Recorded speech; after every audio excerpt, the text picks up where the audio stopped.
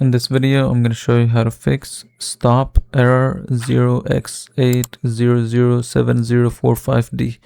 First thing you want to do is go to CMD, right click, run as administrator.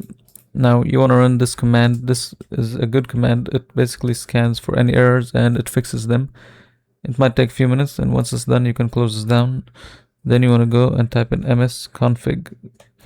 So here you want to select this one and go to startup.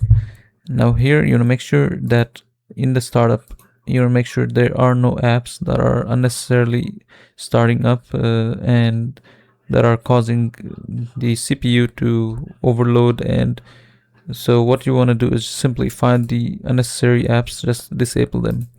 These are apps that will start automatically once you restart your PC, and you want to make sure you don't have many apps running in the background. So once you're done, you can simply close this down and restart your computer and you're done.